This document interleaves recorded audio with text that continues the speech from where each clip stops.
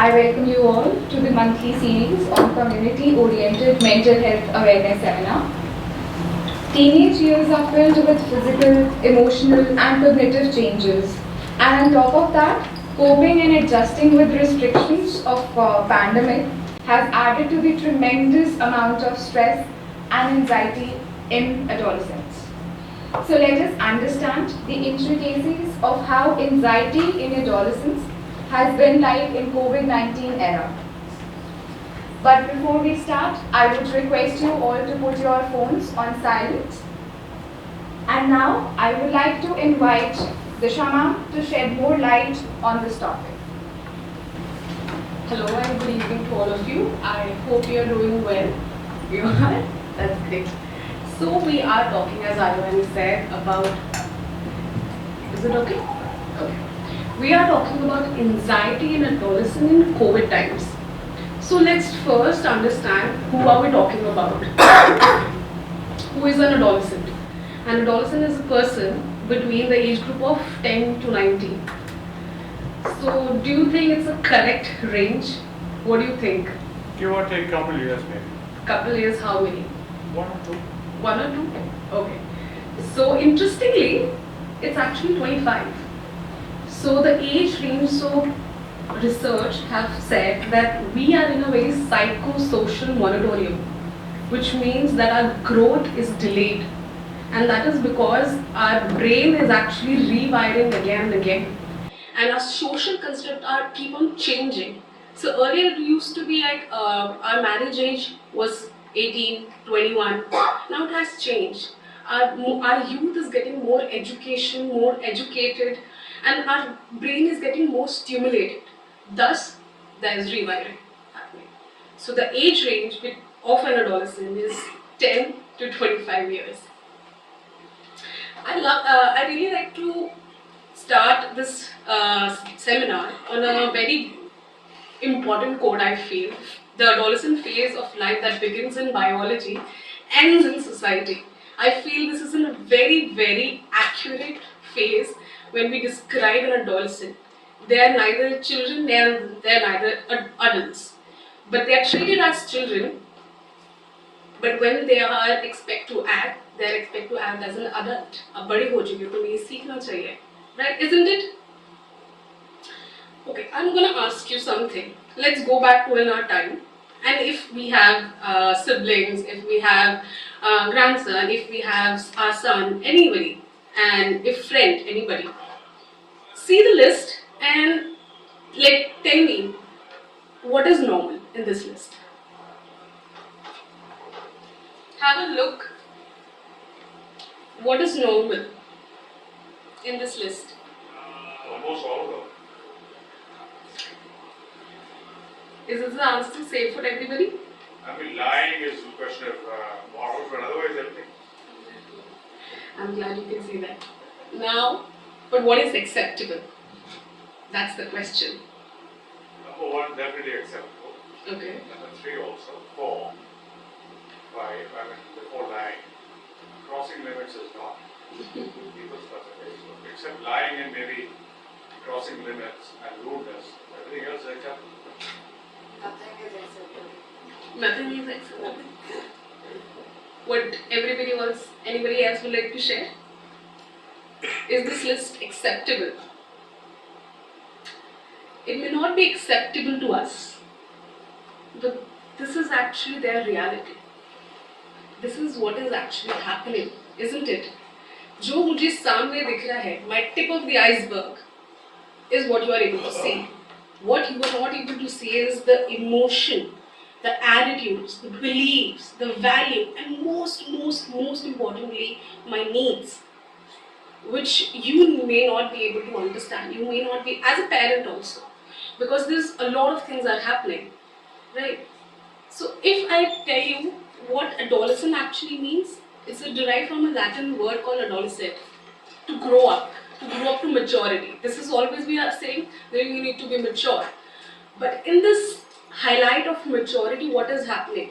There's a transition happening. And this maturity comes in just a behavioral form. It comes physically. What is happening physically? there is puberty hitting, my body is changing, there are hormones releasing and changing. There is a constant, I'm looking at myself, I'm looking at other people, I'm comparing myself physically, cognitively, I'm getting mature in my thinking. I am multidimensionally thinking. My abstract thinking is increasing. My metacognition. So basically that means that I'm learning about my own thoughts. That is also one thing. That is getting mature. But while that is happening, a lot of things I'm getting to know myself, which I may not be able to more comfortably understand. Right? Another is the emotional change, of course. The emotional change which we call when we describe as an adolescent. Let's take an example. I ask you everybody, there is a notion always attached to adolescent age group. There's always a label, there was always a name calling. What do you think in our experience also? हमें किस किस ने क्या क्या बुलाया होगा? Just top of the head. I didn't follow the question. What was that? So when you were adolescent or you see an adolescent, Yes. or when you see an adolescent, there's always a notion or always a name attached to the behavior of this age group. Top of the head, what you can think? Bachkana behavior. Right, absolutely. What else? What else? Cringe. Cringy. That's a new word, of course, fancy word. What else? Shut up. Absolutely. Immature. Exactly. A lot of things. And again, I'm going back to the slide. It's the tip of the iceberg that we are seeing. It's the feelings and emotion, attitude, beliefs which we are not able to understand. And this is the whole process that is happening. This is the emotional aspect that getting mature. And when we label them, so basically their emotion are heightened. They are not able to understand, comprehend, put a label to my emotion that it's a sad emotion. I'm anxious, or I'm happy, or I'm not feeling anything. That's also an emotion. Emotion maturity is also linked with our social maturity, because I'm getting my feedback from other people. I'm getting my feedback not through watching myself in the mirror, but how you're looking at me. आप मुझे कैसे देखते हैं, आप मेरे बारे में क्या बात करते हैं, आप मेरा क्या appreciate करते हैं. That is what I feel is relevant. Now imagine this whole thing is happening. I really like this picture, little humor. Now a lot of things is happening, like under the iceberg, let's say, right? A lot of stuff is happening and I'm not able to understand. I cannot make other people understand what is happening inside me, because I also don't understand, right? And this is where anxiety hits, which is pretty normal, right? The researchers have said and have claimed that anxiety is a very, very emotional experience that a child and adolescent goes through, because they are in a very transition mode and it's developmentally appropriate, right? You're having so many things, and anxiety, it caters to our uncertainty aspect, that I am not sure what is happening to me. I'm not sure how many more changes I will go through my body. I'm not sure how my future holds with my peer groups. I'm not sure that I'm intellectually capable of handling my task. But, and of course, I ask you, again going back to our adolescent phase, who all had experience of anxiety? By raise of hand, you can just tell me. Everyone. Raise of hands. Everybody must see everybody. Now this is something. If there's nothing else, it's anxiety for exams at least. Exactly, sir, exactly. There is anxiety anywhere and everywhere, because of course if we can experience happiness, sadness, why not anxiety? Exactly. And I'm sure in this room at least one out of X number of people sitting here must be fidgeting right now, shaking their legs. Let's get it. And today also we experience anxiety, isn't it? we today also somewhere when we are living in a modern society, there are a lot of change are happening. I am feeling that okay, I am not equipped with the technology. I am not equipped to handle these kind of computer techs, or I am not able to handle my taxes, loans, how to file a tax. This is a very anxious situation for me, right? But what we are here to understand, how this anxiety as a very normal, as a very human emotion becomes a matter of concern, isn't it? When this normal emotion is becoming a very difficult emotion for me to handle, when it's becoming an unhealthy response for me, when it's interfering my day-to-day activities, that this emotion is disabling me to perform my activities which I used to perform, isn't it? So what? Which you call anxiety neurosis. Yes, absolutely. So if I talk about anxiety as a disorder, anxiety as something, as a severe anxiety, right? So let's look at the signs and symptoms. Feeling on edge and overwhelmed, of course. When we are talking in context of adolescent, like sir said, ma'am said, naughty, shararti, badtameez. So their emotional response is heightened. The feeling of being on edge, being overwhelmed, because I'm not understanding what is happening, because I'm preoccupied with a lot of worrying thoughts. Irritation, unexplained outbursts. We always hear when we describe कि अगर छोटी छोटी बात में इतना तेज तेज गुस्सा, चिड़चिड़ापन, irritation, and this is being persistent. What we have to look for is the word persistent and the intensity, restlessness and fidgeting. When we are having an anxiety, we feel अच्छा नहीं लग रहा है यहाँ पे, I'm not feeling well. I need to just get out of the place. This is the kind of feeling बेचैनी हो रही है, right? Fidgeting. We are always seeing people with they're shaking their leg and they're sitting. In classrooms also. And of course, this connects with another point: difficulty concentrating. When I'm occupied with my thoughts, of course, I won't be able to prioritize the task at my hands. I won't be able to see what I'm doing. Increase in avoidance behavior. When I'm anxious, at least I'm able to identify things which makes me anxious, right? And once it made me anxious, I won't do it again. So for example, if giving exams or giving presentation makes me anxious, I will try everything in my power to avoid it. This is what we call an avoidance behavior. Complaints of headaches, stomach aches, chest pains and gastro problems. These are being very, very, very prominent and prevalent in adolescent phase. They complain of headaches, school nahi jana, I don't want to go to college. No, I'm just having fever, I'm not feeling good. Mera पेट में कुछ खराबी है. Something of the complaint, physiological complaints. Change in appetite. When I am bothered about something else, again like I'm saying, my priority at hand won't be eating, because of course it's connected with my nervous system, central nervous system. I won't be able to eat, I won't be able to sleep because I am preoccupied with my thoughts. Excessive fatigue, because now a lot of this is happening, it's much for my brain. And when we hear complaints of parents saying कि बिल्कुल काम नहीं करता, बहुत आलसी है, and it makes it's not the behavioral problem, it's the emotion under the iceberg. Again, under the iceberg things.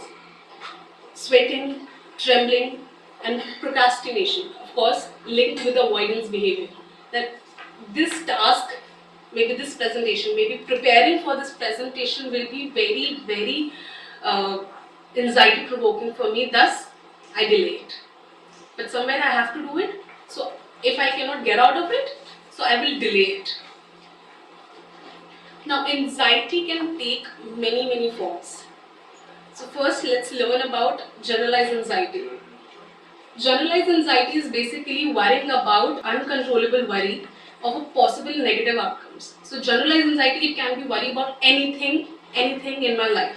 It can be getting late for college, getting late for school, or maybe dressing up for a party. each and everything will be very, very anxiety provoking for me. And it's not just one task, but n number of things. You can side by side also read the facts. It's for you. Panic disorder. So basically panic disorder, which we commonly hear, isn't it? We commonly hear it's a very, very strong physiological experience when a person experiences that.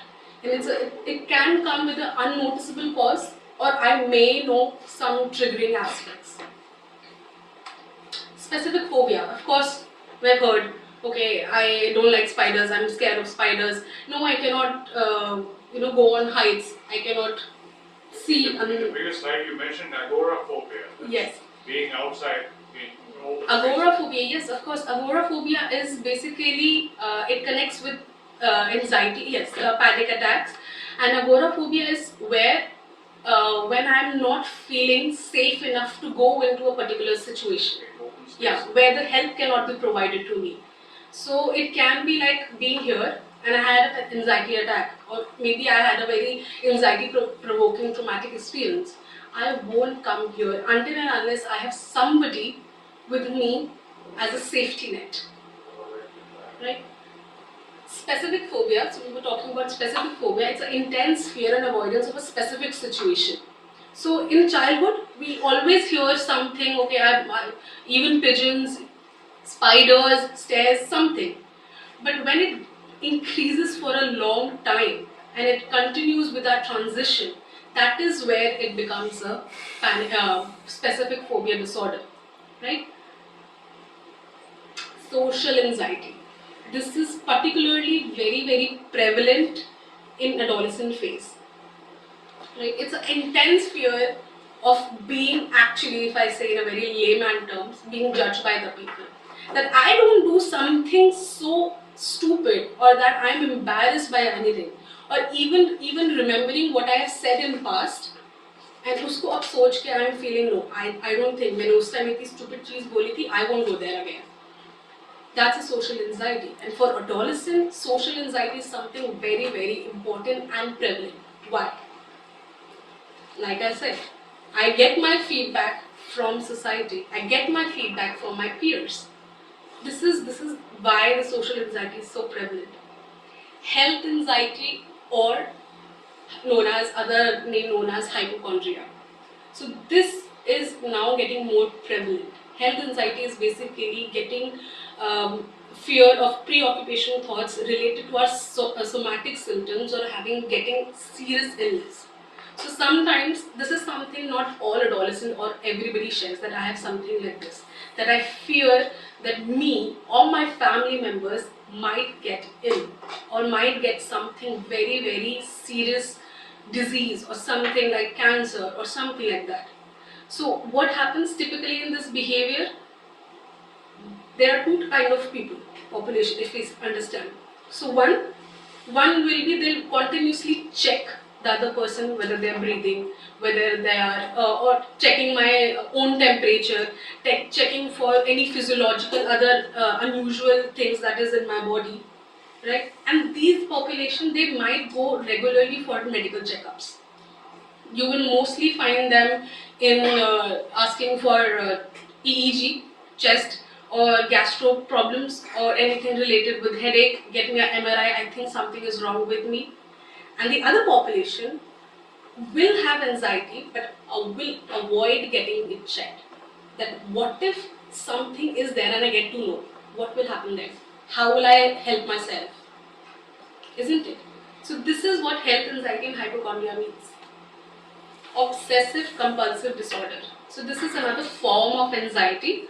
Obsession, they are recurrent and persistent thoughts. So they are what we say very bimbulai mehman. That they come regularly and they make us feel so anxious that I'm not able to control myself.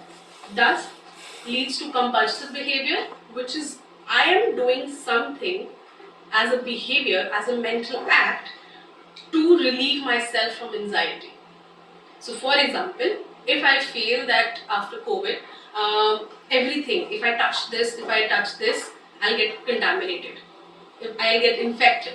Okay. Now this thought is so prominent in my head that I'm feeling it. Okay, नहीं छूंगे तो लग जाएगा. मुझे हाथ धोना है. Now, to relieve myself from that anxiety, from that thought, I will wash my hands. But I will wash my hands in that intensity that I'm sure कि एक part of my hand gets cleaned. Now that can be for 1 minute or in half an hour. That much. Now, global pandemic, COVID-19, it was as difficult for us as for adolescents. What do you think are the possible challenges that faced by teens?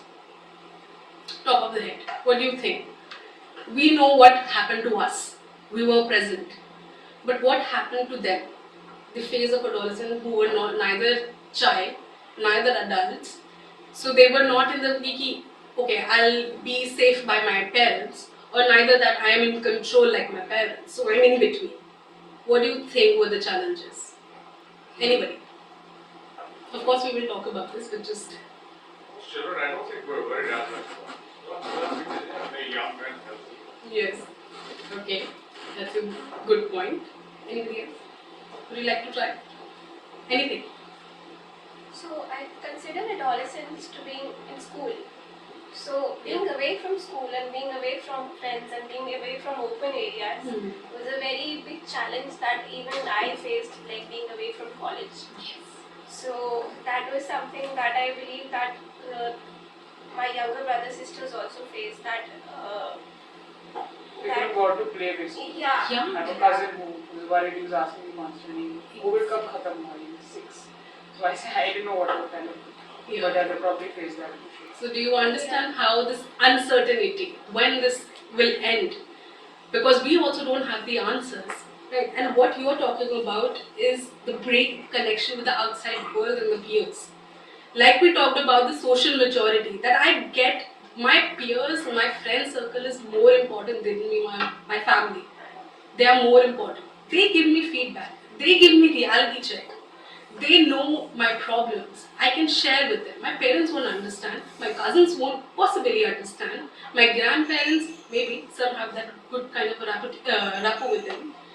But the sense of belongingness, when we are not in touch with our family because they are in a very different zone and I'm in a very different zone, they may not be in that. The sense of belongingness was missing in COVID time.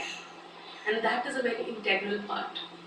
Right? So it's a basic psychological need and it's a very significant impact on our self-esteem. When I'm not able to meet my friends, when I'm not able to interact, I feel that, let's read this quote. This is from a research and this adolescent around 13 years wrote, since the start of the COVID-19, I felt very lonely and disconnected from everyone else. I personally have felt like others have stopped talking to me or engaging with me outside of social media because they have better things to do and I'm not just worth their time. Now, of course, for us it will be very, and it's okay, it will happen, you get to talk. But for them, it's a very important thing because this action is defining my role in life. It's that big for them. And that feeling of isolation and loneliness has been a very, very prominent cause for the anxiety in adolescents. Disrupted routines, of course for us, but for them also, that their sleep cycle has been disturbed because, of course, they're watching screen time, they're sleeping late, and always the anxiety also manifests in our sleep, through nightmares. In children and even adolescents at the age of 14, we have heard there are complaints of bedwetting because of such nightmares, such feeling of anxiety. Because of anxiety, I'm being awake at night. I don't know how to sleep. I don't know how to just shut down my brain. A lot of thoughts are there. Online classes. Online classes has been a very, very difficult challenge, I would say. To understand, to see my class, to understand the teaching learning methods. It's very, very difficult for me to understand that one time there was a adolescent who came in and said, "Ki, when I speak in online classes, I feel my voice is more prominent, that everybody is listening to me. I am the center of the attention." And this is where this is a very big deal for them. I don't want. And we heard a lot of time, and we have seen in the news that the children have they switch off their video call and they just sleep and they avoid. Thus, the avoidance behavior. See how everything is getting connected here. Extracurricular activities, sports kids who have invested their time and energy and have gained their self-esteem from the sports, that is being missed out. Like we're talking about, academics have suffered a lot. It has affected the quality of education in this during time. And like you said here, that it's a transition from not just from childhood to adulthood, it's a transition from my school to college. And now that's a very monumental moment for me. And half of the students, they were required to graduate through online convocation, right? And that's a for us it was such a huge deal, but they had to do it very virtually, very passively. Now that may also lead to questions like, I may never have this kind of graduation in my life again. I lost that crucial moment of my life, isn't it? And studies have reported the escalation of severe level of academic stress in students. I'm sure some of you must have heard that even lack of in low socio-economic background, even lack of having a mobile phone, the smartphone, during my time we were having a difficulty that we had to reschedule our classes because there was only 1 GB data available that I can only access. So you can see that how education has also suffered because of this, and that has also created that I am looking to go to abroad for my education, but I am not getting that kind of quality education from these classes. Now again, coming back to internet, that social media and internet are my best friends. What parents don't tell me, it's the social media that's telling me, right? And because of that, I am losing connection with my family also, with my siblings, with what I have to do. Because I'm getting more information, I'm getting more predictability via watching the news on my feed, or by getting more information of what is COVID. Even the point ki, what is this infection? For a health anxiety person, I need to know what is this so I can check the symptoms in me. You understand? Now that's a very, very anxiety provoking thing. There has also been an increase in our OPD also. There is an increase in screen and gaming addiction that adolescents are facing. Now that everything is, now a lot of new normals, not just one normals, new normals. So I have to keep on adjusting with my physical, social, emotional, cognitive change, but I have to also readjust with what is happening. Okay, now I have to wear mask, now I have to maintain social distancing. Now I have to do a certain kind of protocols. Right. So this also have been there has been a significant increase in our social anxiety. We hear a lot of time what is happening that when we are doing an online therapy, the kids they are not opening their video camera, because I don't want to show you how I have become after this lockdown. I'm more self-conscious now. When I go outside, I always wear mask. I don't want to show my face. I avoid these situations because from adjusting to readjusting is a very difficult task for me. And for some, it's a very okay thing. The social anxiety, the lockdown has made it okay. How? If I want to connect, I can go on my social media, I can open my WhatsApp, I can call. If I want entertainment, I can Netflix, I can Prime. If I want food, mom is baking food, I can order online, Zomato. See how easy the lifestyle also has become. So somewhere it's connecting and interconnecting and contradicting with whatever is happening. Again, the panic attacks associated with agoraphobia that I get by going outside, because I really don't know what it is, what kind of virus this is. I cannot see. It's uncertain for me. right? And again, it's associated with agoraphobia, that I cannot go to place until unless there is a sanitizer, the whole, even the washrooms, that they are sanitized, that they're clean, that they have access to everything that I need, thus leads to agoraphobia. And of course, OCD, because this is linked to a very infectious physical aspect, that I have to sanitize my hands again and again because in the fear of that I might get infected. But of course, not all teens go through this, right? This, for all of us, also have been a very different times. Of course, the uncertainty, anxiety is there. But for other adolescents, it was a very great time to bond with family. I can connect with my family. I can connect with my sibling. The sibling who was living in abroad has come now, and we are getting to know. Adolescents have been, they are connected with their another self. That finally I wanted to learn guitar, and finally I'm learning guitar in lockdown times. Low academic underachievers who were not getting that kind of attention, but I had to be up to my task and not. This lockdown has provided that kind of flexibility, isn't it? Now, how teens can protect their mental health? I feel that this quote really described, when it comes to having a painful feeling, the only way out is through. Right? So, UNICEF did a survey across 21 countries, and there was a certain percentage of young people in India said that it's good to seek support for mental health problems. Now, I asked you, everybody, what do you think that number is? A, B, or C?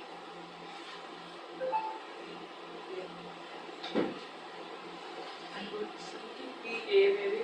A. I'm saying a low number because it's still a taboo. A and B. Maximum 80%. 80% part. And I think maybe more than 80. Because More than 80. people, you just said that if people are stressed Yeah.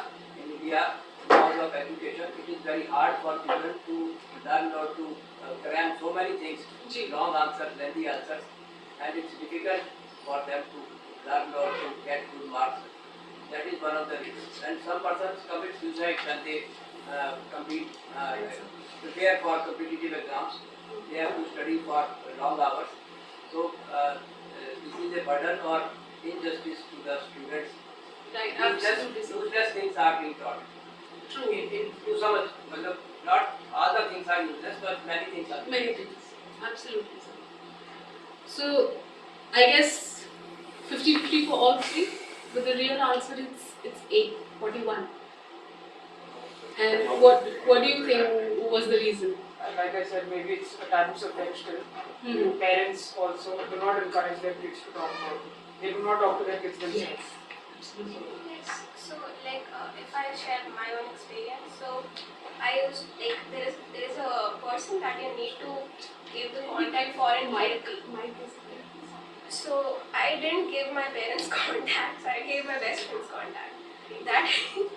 That too, she was only available online. But in that need of trauma that I was facing all the time, and I wasn't connected to anybody, so I was reaching out to my best friend only through social media, and that was my parents didn't ever know, and if they know, they'll get super worried about everything. Exactly. And this matches what you said, that it's still a taboo. Right? And this is what actually happens, that why this 41? We expect youth to have this information. I mean, for us it will be, of course, we are carrying that conditioning of taboo and a lot of stereotypes. But for youngsters, of course, we will think that they read, they understand, they are more aware. But more aware is actually not the case. They are seeing that actually a taboo against mental health, that they feel that I can gain more information through watching social media reels, going on Instagram and learning more about therapy, learning about coping strategy, but I won't take therapy. How will I tell my friends? In your case, your friends will support it, but somehow if I tell my parents, they were upset, they get worried. I don't want them to get worried. We underestimate adolescent in terms of no, they are badtameez, they are naughty. But they have exactly the same amount of empathy like we do. It's just that they are still understanding these aspects. They don't want our parents to add to the burden already. Even the payment that I have to ask for $1,000, 1,500 to get therapy. Right? How will I communicate to others that I'm taking therapy? It's a very, very important aspect. And this reason is why when we see that recognizing your anxiety is pretty normal. We've discussed how normal it is, how maybe one person here sitting in the room might be feeling anxious. Right? Somewhere I'm feeling anxious. So let's say this is one person. The adolescent also feel that it's their fault that they're feeling like this. That this feeling shouldn't be there. That I'm worrying about health. I'm worrying about so a lot of things that something is wrong with me. Right? My egocentric self is there, still there. I'm not able to detach myself and understand that this is okay. That anxiety is okay and it's not your fault. What things that we also recommend is, and that we also can do, like ourselves, dividing my thoughts. What I have in my control versus what I do not have in my control. So something, what do you think? Right now, something in my control is to come and attend this seminar. Something not in my control is to come here and present. Right? Something like for adolescent, maybe getting therapy is in my control. Right? What could be not in my control? You tell me. Anybody? So we Reaction of her parents. yes. How they will react is not in my control. But I want to seek therapy. This is in my control. What happens in anxiety is that we focus a lot in what I cannot do. So I cannot control the virus. I cannot know the actual situation via news. It's too manipulative, let's say. Right? So what I can do is like I can utilize my time understanding myself, getting therapy. Focusing on what I can do in the moment and not what I cannot do. So this is a very good coping strategy. Now grounding exercise. This is like when I'm feeling anxious for teens, shifting to a different place. So for example, I'm standing here and I'm feeling anxious, not presenting while presenting, just there. So maybe if I want to calm myself down, let's go to a different place. The place also create a very different kind of atmosphere for the anxious person. Another technique is called 5, 4, 3, 2, 1, which is basically when I'm feeling anxious and I'm in the room, I have to understand myself and see 5 things that I see, 4 things that I can feel, 3 things that I can hear, 2 things that I can smell, and 1 thing that I can taste. Right? Why are we doing this? Why this technique? Now this can be a very sound like it's another task. Why do you think we are doing this activity while I'm anxious? What's your mind? Yes. Exactly. So when I'm feeling anxious, I am away with my thoughts. I am not here. I'm away with my thoughts. I'm away with my worrying thoughts. So when I want to shift, okay, when I'm shifting, then I want to see 5 things. 1, 2, 3. I can see what I can feel. This 1, 2. Myself, the other person. So I am distracting from myself from that worrying thought. Okay. Third is simple maths. Just what we say, अगर गुस्सा आ रहा है कुछ हो रहा है अच्छा गिनती करो. Even that is also very helpful. At least that will give me time to come back to my present self and just focus about this worrying thought maybe later. Right? Refocusing. Sometimes we also tell us, okay, now tell me what is the time, what is the date, what is the month, what day is outside. Shubhe ho rahi, shaam ho rahi. So my attention will be okay. I have to see and answer back. So this is what we call grounding exercise, coming back to the ground, because anxiety takes me to the clouds. Basically. Okay, I want to ask, after this whole thing, having problems with anxiety means you're weak? True or false? Obviously false. Is this answer for everybody? May not so. Maybe not so. Would you like to elaborate? If once somebody is anxious, means definitely he will feel, definitely it will But does not it feel mean that that much you're strong. weak? But does it mean that you're weak? Ever feeling anxious? That will not have that energy and it has to do any. That is the point, sir. That it's not about the strength. It's just about the emotion. Yeah, that is feeling. Exactly. So it's nothing to do with the strength that I have, maybe less strength to cope. It's just an emotion that right now I'm feeling this. Now, main aspect is that anxiety is temporary. It goes away. We'll talk about this more.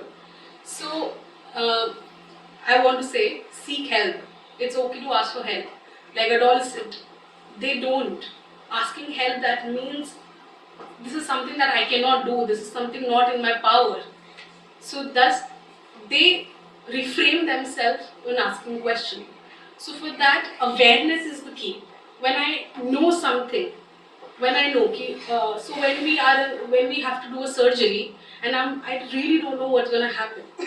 We ask the doctor, or doctor tells us कि ये stages होंगे, ऐसा procedure होगा कि हम इसमें ये करेंगे.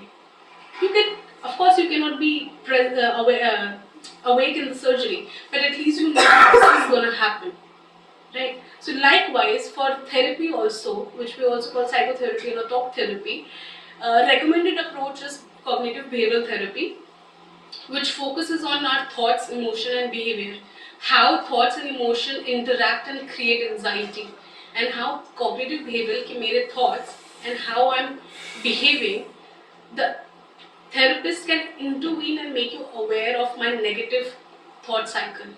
So this is one approach. Another are exposure therapy for phobias, for OCD. Like the quote said, the only way through is way out is through, to interact with the anxiety-provoking situation, but in hierarchy and under the supervision. Next is the behavioral management, journaling that we recommend to everybody. Pour your thoughts down. Adapting to relaxation techniques. Breathing, mindfulness. These are very, very important techniques that we use and of course recommend. Pharmacotherapy, there have been shown efficacy in the medication of generalized anxiety, OCD and social anxiety, but there are few, I'm not going to go in detail, few drug treatments for specific phobias. Okay, as an audience, as a parent, as a fellow citizen, fellow humans, what we can do? Listening to adolescent, even listening to person who is anxious, creating that safe space, being emotionally present. If I'm occupied with my thoughts, I won't be able to understand what the other person is actually saying. We don't have to see the tip of the iceberg. Let's hear what's coming underneath the iceberg, right? Making that emotional space, even for parents, that instead of saying कि यार ये क्या सोचते रहते हो, तुम्हें if an adolescent come and ask you कि okay what is happening, parents are like इसकी टेंशन मत लो, तुम अपना काम करो, हम हैंडल कर लेंगे. That may come out of thoughtfulness that you are caring about your child, but that may also seem very dismissive, right? You're not catering to my thoughts, you're not catering to my questions. So even if you don't know, sharing that I really don't know, but I want to, I'm okay with listening to whatever you're feeling, completely normal. If you're not doing anything, being present is something that we can do, right? And identifying the red flags, we are here in a community awareness seminar. So for us to be aware of the red flags are very integral. So for example, when we are I really like this, we are the first responders for them, right? So when we understand anxiety, we see a person whether they are sleeping or eating well. If the person is asking what if question, what if मैं late हो गई, the teacher will scold me. What if मैं late हो गई, my parents will not let me in home.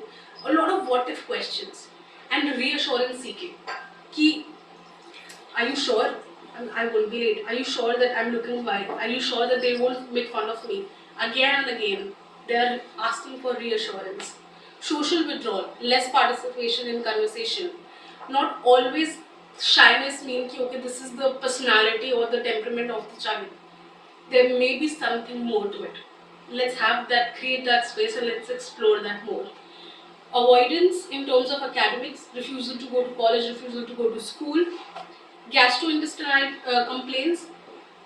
Researchers have claimed basically a lot of time anxious person goes to this medical field to understand that okay, there is something wrong with my stomach. I feel very acidic. I feel very heavy in my chest. I need some medication. Anxiety will actually give you these gastrointestinal. Yeah, but they will also say that apna stress kam karo, right?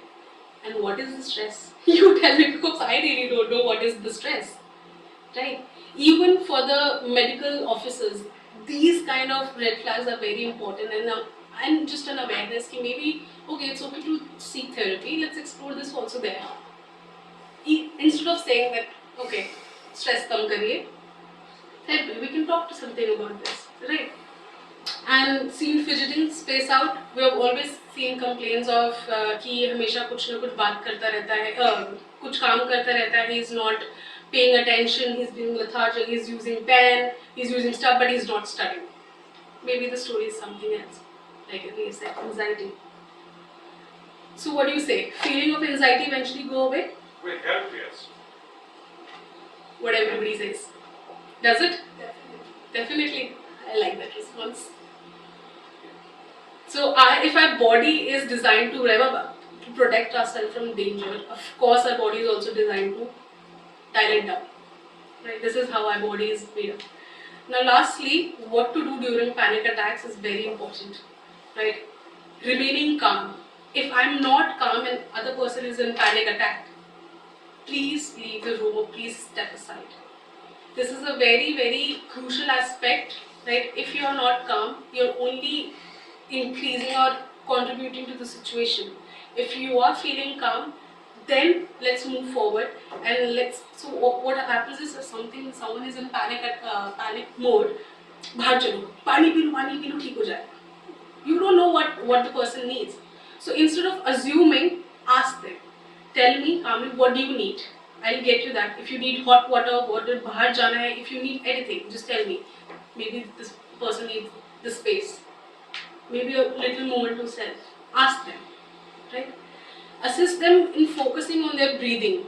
Our breathing is very important. Our oxygen getting to our body is very important. And it also helps that you are breathing along with them so that they can reciprocate the same thing, right? And of course, letting them know that it will go down in a few minutes. That reassurance, of course, you can give them. And lastly, I would say that awareness precedes change, and what we did here was gaining awareness, and maybe somewhere we can also contribute in understanding and making this change forward. Thank you.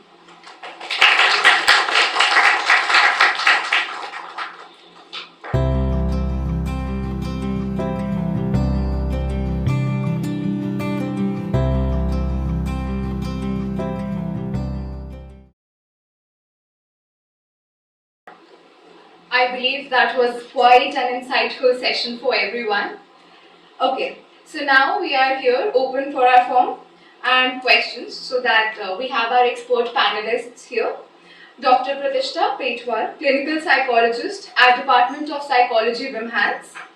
Dr. Payal De Ghosh and Dr. Anika Magan, Assistant Professor at Department of Applied Psychology of Manav Rachna, International Institute of Research and Studies. So let's begin with questions. If anybody has, let's start. During the initial part of your presentation, changes in the adolescents was shown. Many of the slides are showing what changes will take place. The speaker is there, and none of the slides show whether any inward changes is taking place in during that period. All were external, physical, outward. Whether inward changes is also taking place. None of your study has shown that. And one more thing, UNICEF data was shown. It was shown for India. What about the rest of the 21 countries? You tell about some countries. What are the data for those? And the third, this anxiety is what? Anxiety is weakness, sign of weakness or not? The question was raised. If there are anxieties reoccurring many times, then it is a sign of weakness. If it occurs once or a while, it is not a sign of weakness. That is what I understand. So I want your explanation. So for the UNICEF data, the other 21 countries, they were 83% of awareness in terms of they are ready to seek support. But for our India, because we are here and we want to focus on that, our population said it was 41, only 41. So what we are trying to say is that only 41% average knows and awares and feel that it's good to seek therapy. Whereas other countries, they feel 83 on average, which is around 56 to 95% adolescents said that it's okay to seek therapy. So this was the actual data. And what we focused on, the changes. So that was also physical changes is very outward. When we are talking about cognitive, emotional, they are very intrinsic. So this is something like I said about the iceberg. So tip of the iceberg is my behavior, that is outside. What is happening underneath in the iceberg? What is happening inside me? My metabolism, my emotion houses, how they are heightened. These are intrinsic, right? Third question. Big sign of weakness. Weakness, yes. So basically, if we see we are not weighing it. So, हमेशा when we are talking about anxiety, एक taboo चलता है कि mental health को seek करना बहुत weak है. ये तो कोप ही नहीं कर सकता. इसकी में हिम्मत नहीं है. ठीक है. Even अगर मुझे disorder है, even I have an anxiety disorder, that doesn't mean that I am weak. Even if it's happening again and again, that means okay, this is something that I don't have resource to cope from that, and I need assistance. Do you think asking for help, I need assistance in that? That it's a weak thing. Sorry.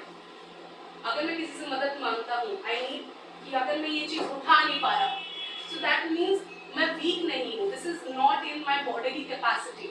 If I'm asking you कि please आप मेरी help कर दीजिए, do you think that other person is thinking that? Once or while it is okay. If I keep asking for anxiety is happening again and again, then it's a sign of weakness.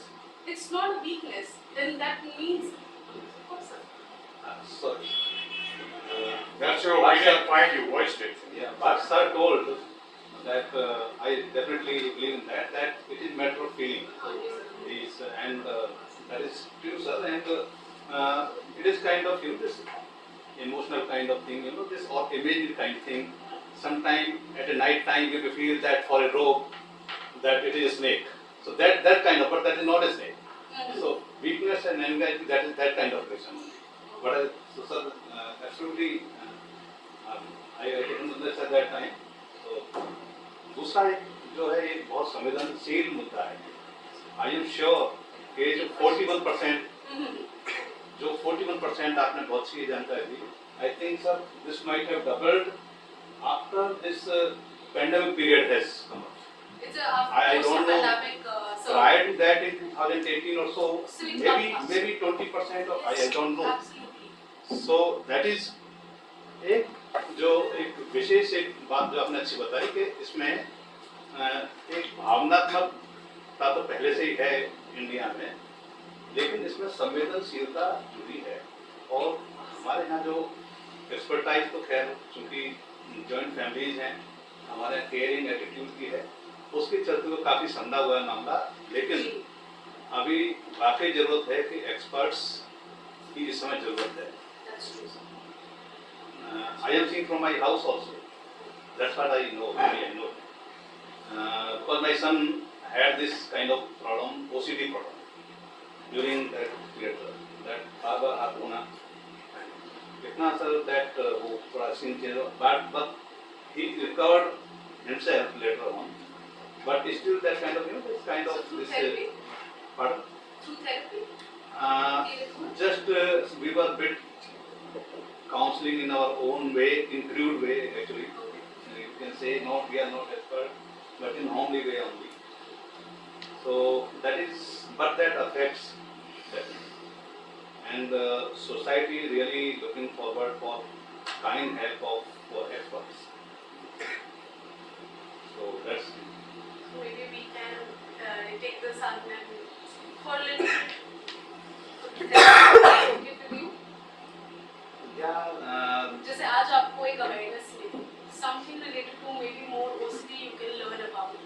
जो आप already कर रहे हैं, that can also strengthen. So maybe something I'm putting out there for you also to say. This is of course a platform for awareness. ये कार्यक्रम वाकई जो हम लोग इसकी पूरी फैमिली है हम लोग आए.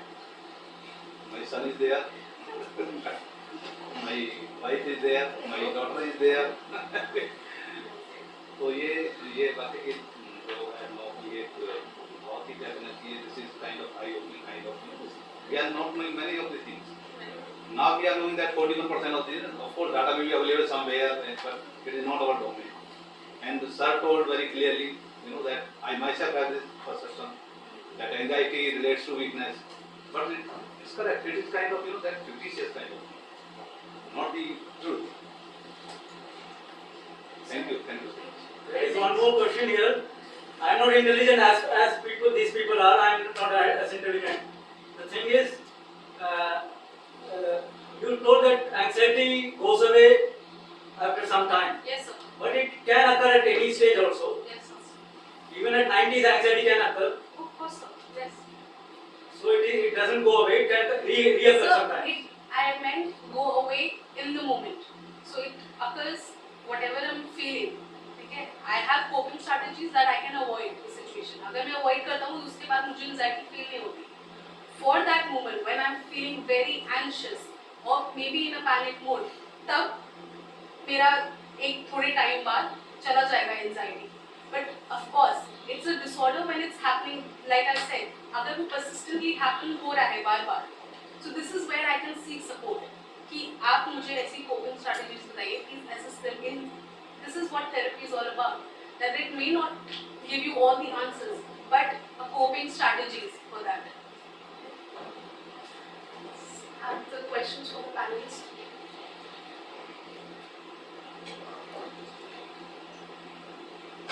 Any questions? So, madam, what to do if reoccurrence of this kind of anxiety or that say OCD problem has been very common. If that is covered by person's own effort or with that help of family or with empathy and that, and if recurs that in that moderate way, how to deal with that? Can I answer? So, sir, if it is reoccurring, definitely what we would suggest is seek professional help. Of course, it would require efforts on the part of the individual, the family members as well, their support, along with seeking help from a professional. So that the recovery, of course, as you said, you have been trying to counsel your son, I believe, in your own crude way. And I think that's commendable, that you are giving him that safe space, you are giving him that support, where he can share his thoughts, where he can tell how he is feeling. But if combined that with professional help and getting psychoeducated yourself about what can be done as family members, can definitely increase the chances and fasten his recovery. So as adding to what Sir said कि हमारे यहाँ पर joint families हैं तो काफ़ी हद तक we are able to tackle things. But countering that being on the other side of like the parent, what should I say, the parent space. So being on the other side, I'm just saying that whenever I put out that situation or what I'm feeling or what even my parents are feeling, and I'm able to decipher that this is something that is not normal for them that they are feeling, So they give the example of our grandparents कि हम तो आए थे independence में, हमने इतना सारा stress झेला, हमने हमारे पास रहने को कुछ नहीं था, हमारे पास ये नहीं था, हमने इतना कुछ झेला, तुम क्या झेल रहे हो, तुम्हारे पास तो like this is nothing and you are making this such a small problem to be such a bountiful problem in your head. So how to tackle that thing that Papa ji and Mama, you are also facing all these things, and because we are facing right now, right here, in this pandemic, all these situations are arising, you are also being a victim of that, and you also need to go to these things. So how to persuade them, and how to like counter that narrative that they have in their heads that कि हम तो वैसे आए हैं तो अब ये तो कोई प्रॉब्लम ही नहीं है, हम तो टैकल कर लेंगे, लेकिन हमारे सामने उनसे हो ही नहीं रहा है टैकल, और उसकी वजह से हमसे भी मतलब इतनी ज़्यादा अनबन हो जाती है. So I understand what you're saying, that gap in the perspective or how they understand the world around them. I think trying to change how they view the world is not going to happen because they also come from their experiences, right? The world has changed, a lot of things around us are changing. So you have a perspective about how things work, so do they. So changing their perspective, or I mean either party, I think parents trying to change saying कि नहीं हमने तो ऐसे देखा है, or children trying to say कि but हमने ऐसे देखा है would not help because you're constantly trying to change the other person. But what you can do there, one is just understand that for yourself, and maybe see, I feel maybe giving some information that they feel would be more credible might help. So helping them by giving them some information about what you feel they're dealing with, through credible sources. That being said, I also feel taking a lot of responsibility these days. Adolescents, I think adolescence is also the age that children would not take responsibility for so many things, and that's why adolescents are being affected by the pandemic and all of this anxiety differently, because they also take that sense of responsibility on themselves. If my parents are going through this, I have to help. Right? So I also start taking that responsibility, but also understanding that there's possibly a point till which you can help. So you can get them the resources, you can get them that credible information, and you can possibly, wherever you feel that space, be there. Like we tell parents to be there for the children, but as an adolescent, if the adolescent is okay with being there for the parent, but then also understanding that there are boundaries up to how much responsibility you can take on yourself, right? So I think there's no answer as such to how you convince them or persuade them, but maybe there are different ways you can try, and if nothing helps, then you also have to step back and let them deal with it their way, or let them understand it themselves. Whatever. Madam, I want to hear something, or you can say it's a question. I was sitting in India International Center. So one person said that one who is intense should go to nearby park and sit in greenery for peace of mind. So what would you like to say about that? So what I understand you're asking is that someone said कि अगर tension है तो you should go sit around nature. So much that it will increase the tension. Right. So in the nature. Right, I understood. So basically, I would say it's not bad advice. It would help one, like Disha, what she pointed out in the PPT about naming 5 things that you see around you. 3 sounds, 4 things that you can touch. So what we do is, when we are anxious, what happens is we get very focused on our thoughts and our feelings also sometimes. So I'm continuously focused on the thoughts, what if this happens, what if that happens, I'm worrying about say X, Y, Z things. So I get very internally focused. So what you're saying, maybe nature or being in a different environment helps us to be more focused on the external environment. So maybe I see different things, so I'm using vision. When I hear different things, so my senses basically get activated. And that sensory activation helps reduce that focus on the thoughts and the preoccupation with the thoughts. And we are more externally focused, which is found to reduce a little bit of anxiety, because the thoughts are what are also creating a lot of anxiety sometimes. And you just spoke about resources. You use the word resources. while you were speaking earlier. So I think that this is the main cause of tension or stress, that people do not have proper resources. If one is financially weak or is hard up, that creates tension, or one is jobless. So such things are there. So we have to find the root cause also, that what the reason is at grassroots level. Absolutely. I mean, see, resources can be internal and external. So external resources की हाँ job नहीं है, या something in the external environment is happening. In the COVID pandemic, the virus is not in my control.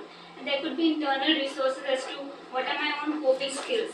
So my own problem solving abilities, or my own ability to deal with this particular problem that I see in front of me.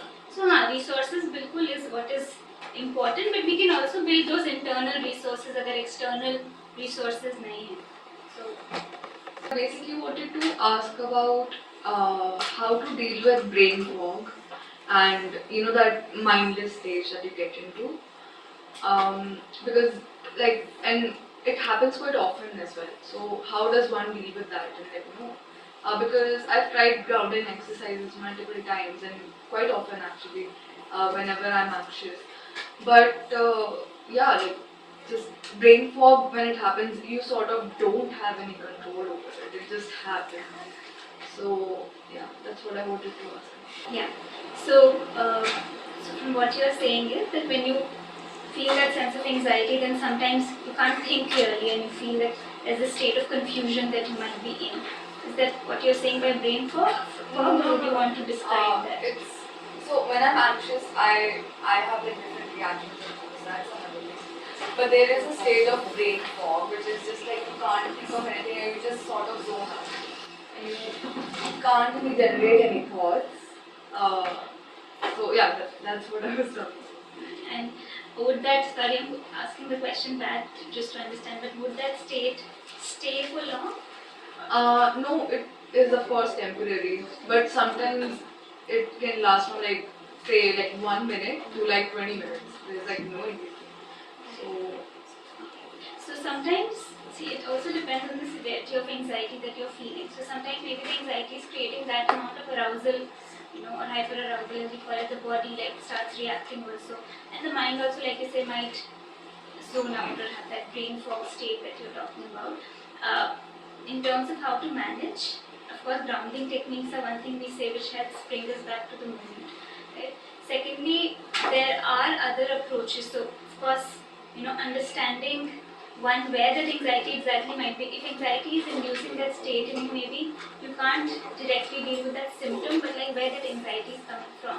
So in the first stage, identifying your triggers and so that you can manage it at that level where it doesn't work to the extent where you end up. Or if it is happening very, very instantaneously, but then understanding maybe is my physiological reaction leading to this brain fog. Is something that we also have, of course, a lot of mindfulness skills that usually are taught when we're dealing with anxiety. So, different people do respond to different approaches, even with respect to the symptom that you're talking about. But there are different mindfulness skills apart from grounding.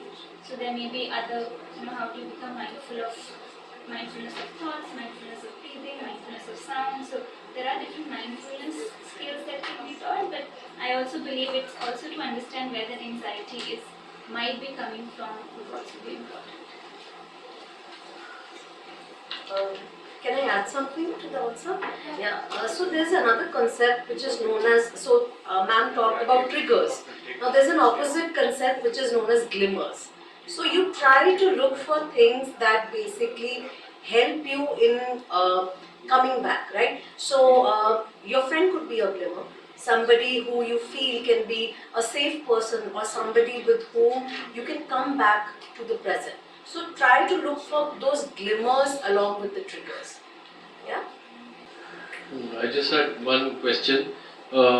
This is a continuation of I think he asked a question on green space and how that impacts mental health. So I was just thinking, because this is something I'm also interested in, and how does the built environment you feel, how does it impact mental health, and how much do you think we incorporate the idea of space and the built environment, etc., the idea of the urban into psychology. Do you think we pay attention to that in psychology? If you guys do, then how?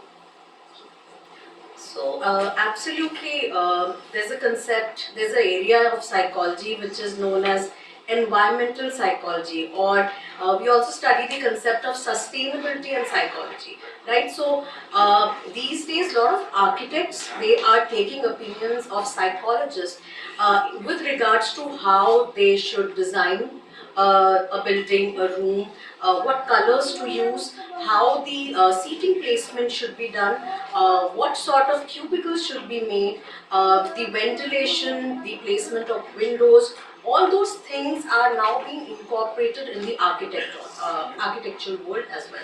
So environmental psychology basically helps in understanding those concepts. How your surroundings, how your built area, where you're sitting, how comfortably you're sitting. So I think a lot of us have seen these offices of Google and Yahoo. So they have made such offices which are very comfortable for their employees, and they have those spaces where the employees can relax, take breaks. They have bean bags and couches. So these concepts have been incorporated from psychology itself.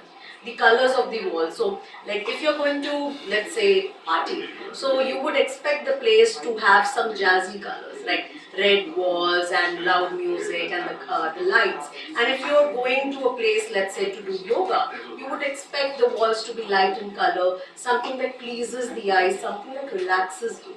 Right? So these concepts have been incorporated in the building environment and have been taken from psychology. I think that slide is very important. So another 5, 4, 3, 2, 1. Very important. That is very, very important. Another point I really appreciate that basically you told that we have solutions within ourselves also. Our body tries to do that. I have seen myself, I have seen that. How can we be weak? Right? And no, he recovered himself for he could understand, then he tried, and then we helped it. Of course, a little bit more assistance would be of course beneficial because he's at that age, and knowing more about this kind of anxiety form would be more beneficial for him as well to know what's happening to him and for you as a family also. So I really recommend what I said earlier also that at VIMHANS also you can just come and seek therapy and just have a consultation and interaction. That would be my suggestion, I would say. I don't know, I should ask here or not. Is there some special consideration for students? For students? For students' consent? Yeah. So you can do it. So you can come there and you can. Money matters. I absolutely do, but the health, the physical health, the mental health also matters. So that's I would say. So please do come and meet our consultants. Thank you all for joining in for this embarking journey of awareness into the anxiety in adolescents in COVID-19 era. Thank you everybody for being here. It was pleasant to have you.